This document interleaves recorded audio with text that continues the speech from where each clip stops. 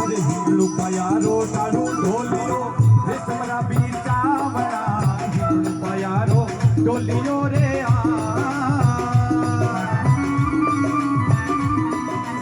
हिंगलू पयारो डालू रे ढोलियो रे समरा बीर चावड़ा झापर राजा राम बिराजे झापर राजा राम बिराजे पंखे भाव ढोला आया पावन परमेश्वरी आया पावना सतगुरु आया पावना रे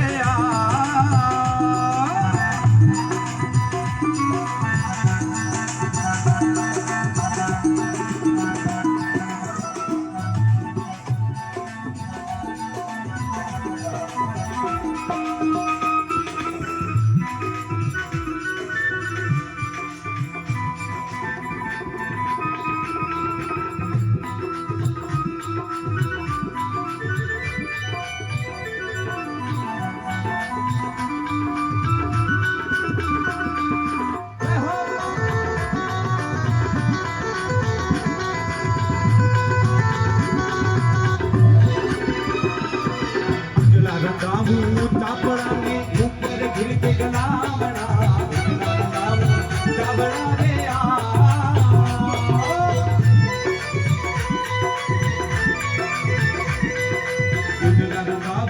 चावड़ा ने ऊपर गिर के गला बड़ा जो राजा राम भावे कोई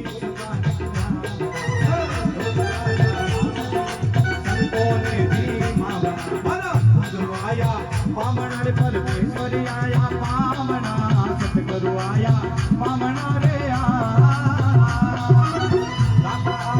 पावना आजीनो आनंद भयो मारा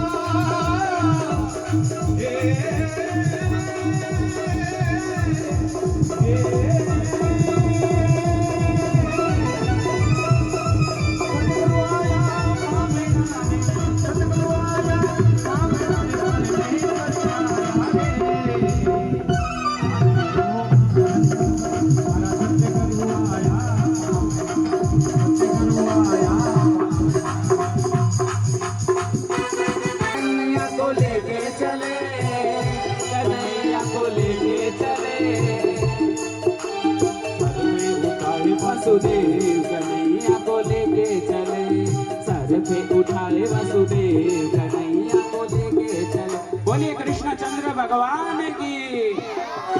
भगवान अपने मध्य में पधारे हैं।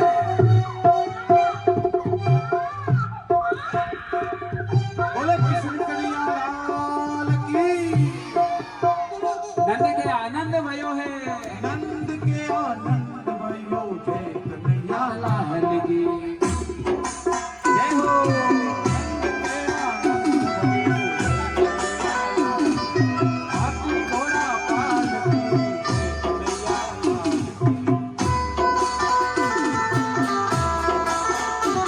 सभी नाचिए झूमिए भगवान बता रहे हैं।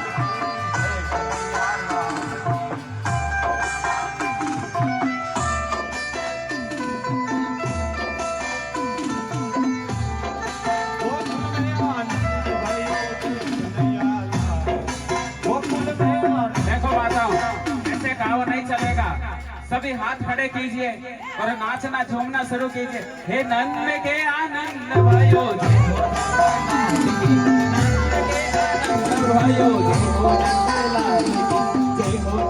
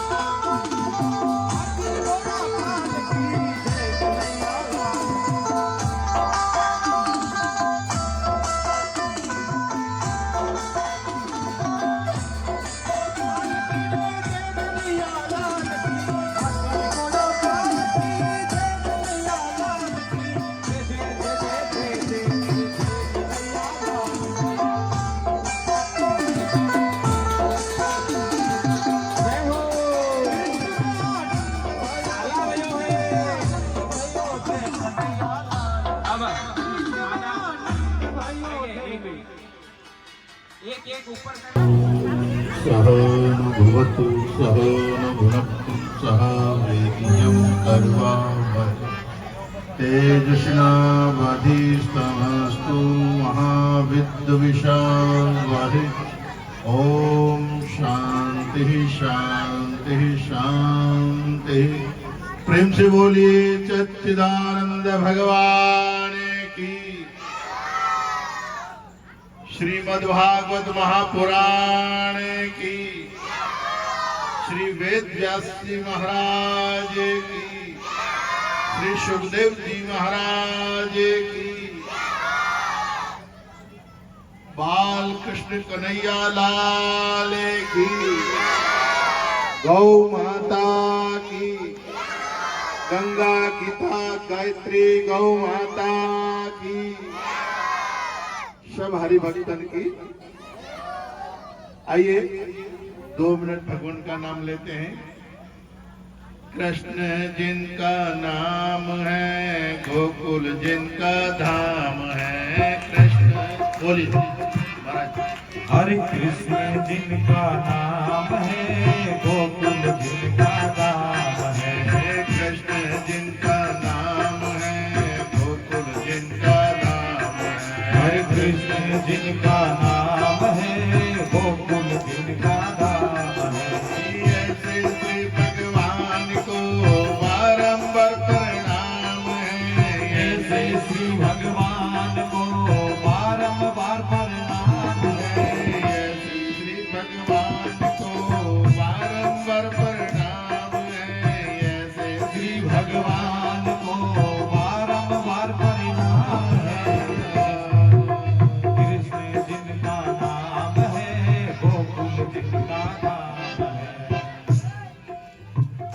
अर्चनीय वंदनीय प्रातः स्मरणीय जगत नियंता की चरण चरण में विराजमान अखिल ब्रह्मांड नायक परब्रह्म परमात्मा सदगुरुदेव एवं जगत जननी गौ माता के चरणारविंदों में शाश्वत दंडवत प्रणाम करते हुए बड़े ही सौभाग्य की बात है कि व्यासपीठ पर सुशोभित होने वाले रामचंद्र जी महाराज और सुमधुर वाद्य बजाने वाले गंधर्व सभी संगीतकारों का यात्रा के सम्मान करते हुए और उत्तर प्रदेश लखनऊ से पधारे हुए श्री संजू रमेश पांडे जी महाराज और देवानंद जी महाराज और भक्तिमयी करुणामयी जगदम्बा अम्बा अम्बालिका भवानी के स्वरूप में मेरी माताएं बहने एवं जगत पिता ब्रह्मा के स्वरूप में सज्जनों बंधुओं एवं भाइयों और इस कॉलोनी के अनन्य भक्त भरत जी कुमावत अन्य इनकी सभी टीम का यात्रा के सम्मान करते हुए बहुत ही सुंदर अभी हम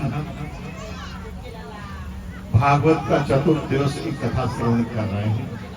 चतुर्थ दिवस की कथा में आपने वामन भगवान के चरित्र को सुना और फिर भगवान राम जी का अवतार का भी आपने सुना और अभी अंत में भगवान श्री कृष्ण भगवान के अवतरण का भी आपने दृश्य देखा और बहुत ही सुंदर। वैसे भागवत और रामायण के अंतर्गत रामायण जब कथा होती है तो विशेष रामचरित्र प्रधान होता है। उसमें राम जी की जन्म से लेकर अंत तक अमरलोक तक पहुंचने का जो जीवन चरित्र है वो सब वाचन किया जाता है। परंतु भागवत का विशेष जब प्रसंग होता है कथा होती है तो राम जी का विशेष केवल शॉर्ट शब्दों में ही राम जी का अवतार का किया जाता है। स्वयंवर वगैरह की कथाएं नहीं होती है उसमें। और भगवान कृष्ण के आगमन की विशेष रूप से भाव भरी भावनाओं को प्रकट करने से भाव भगवान प्रकट होता, क्योंकि भाव का भूखा हूं मैं, भाव के सार है, भाव से भजो तो बहु से बेड़ा पार है। तो इसीलिए सज्जनों भगवान का हम कृष्ण अवतार जो हमारा पूर्ण पुरुषोत्तम अवतार है, भगवान श्री राम जो है वो मर्यादा पुरुषोत्तम राम है और कृष्ण जो है वो पूर्ण पुष्टिकर, यानी भगवान कृष्ण का जीवन एक ऐसा जीवन रहा है जो कि हमको इस जीने का मोक्ष प्राप्ति करने का जो मार्ग है वो भगवान कृष्ण ने बताया। मैंने पहले शायद एक बार बताया था कि अगर गृहस्थ आश्रम स्वर्ग की तरह जीना चाहते हो तो भगवान राम के पद चिन्हों पर चलिए। भगवान राम अपने माता पिता से कैसा व्यवहार करते और किस तरह से जीते, तो इसलिए कहा प्रातः काले उठ के रघुनाथा मात पिता गुरु न वही माता। प्रातः काल उठ के रघुनाथा माता पिता गुरु न वही माता। प्रातः काल उठ के रघुनाथा माता पिता गुरु न वही माता। यानी गृहस्थ आश्रम जीने के लिए भगवान राम ने हमको रास्ता बताया। उन रास्ते का अनुसरण करना चाहिए कि माता पिता गुरुजनों से कैसे व्यवहार करना चाहिए और पिता की जो संपत्ति राज्य है वो किस तरह से बंटवारा होना चाहिए। तो भगवान राम इधर से ठोकर मारते हैं, भरत जी जग जाता है, भरत जी ठोकर मारते हैं, राम जी तक जाता है। कोई भी उस राज्य को ग्रहण नहीं करना चाहता है, परंतु ये भाइयों का प्रेम है। तो भाई प्रेम का यही विशेष उदाहरण है। परंतु हम भाइयों के ऊपर तो कोर्ट में केस कर देते हैं 1 इंच जमीन के लिए, परंतु राम जी ने तो पूरा राज्य को ठोकर मार दिया भाइयों के लिए। तो ये भाई भाई का प्रेम और पति पत्नी का प्रेम राम जी ने सिखाया। पत्नी को हमेशा पति दासी समझता है। क्या कहता है, हे पतिदेव मैं तो आपके चरण की दासी हूँ। परंतु राम जी जब विवाह करके आए थे उस टाइम ने राम जी ने सीता जी ने ये कहा था कि मैं तो आपके चरण की दासी हूँ। राम ने कहा नहीं, बिल्कुल नहीं, आप मेरे चरण की दासी नहीं हो, आप मेरी अर्धांगिनी हो, मेरे बराबर सिंहासन पर बैठने का अधिकार तेरा है। तो सज्जनों, ये राम जी ने हमको सिखाया कि पत्नी का सम्मान कैसे किया जाता है। पत्नी को दासी न समझे, पत्नी तो अर्धांगिनी है, इस आधे अंग की अधिकारिणी है, उसको तो हमेशा सम्मान मिलना चाहिए। जो स्त्री को पत्नी को सम्मान देते हैं वो राम राज्य चलता है उनके घर में, और जो पत्नियों का आदर करते हैं उनका सम्मान नहीं, तिरस्कार होता है, वो घर नरक बन जाता है। इसीलिए शक्ति जो है जगदम्बा है, आज शक्ति भवानी है। इसीलिए कहते नारी निंदा मत करो, नारी है नर की खान, नारी से उपजे ध्रुव और प्रहलाद। तो इसीलिए नारी का सम्मान जो है वो भगवान राम ने सिखाया। संसार में जीने का तरीका भगवान राम ने सिखाया सज्जनों। और भगवान श्री कृष्ण ने इस संसार के 84 लाख योनियों में भटकाव जो है, पुनरभि जननी पुनरभि मरणी जठर सहनो, बार बार इस संसार में आना, बार बार मर जाना, ये जो कष्ट है, इस कष्ट की औषधि जो है भगवान श्री राम ने दी है, वो भगवान श्री कृष्ण ने दी है। कृष्ण ने क्या कहा, जब इस धरती से गोलोक को गमन किया उस समय भगवान से उद्धव जी ने पूछा कि प्रभु आप तो गोलोक भ्रमण कर रहे हो, हमारा उद्धार कैसे होगा, इस संसार का उद्धार कैसे होगा। तो भगवान श्री कृष्ण ने कहा, उद्धव ये वांगमय मेरा जो शरीर है वो शरीर रूपी मेरी वांगमय वाणी श्रीमद् भागवत कथा है। मैं भागवत कथा जहाँ जहाँ भी होगी वहाँ मैं मेरा ही स्वरूप होगा। तो इसी कथा के रूप में भगवान विराजमान हो गए। तो ये कथा एक पुस्तक नहीं है, ये तो साक्षात भगवान श्री कृष्ण का स्वरूप है। तो भगवान श्री कृष्ण का अपन जन्म उत्सव मनाए, और अब कल बधाइयां वगैरह भी हम सुनेंगे, और अच्छी तरह से सुनना। और भगवान कृष्ण करे जैसे मत करना, भगवान श्री कृष्ण कहे वैसे करना, और राम जी जैसा करते हैं वैसा करना, तो तुम्हारा घर स्वर्ग बन जाएगा। और कृष्ण जैसा कहे वैसे करोगे तो मोक्ष प्राप्ति हो जाएगी।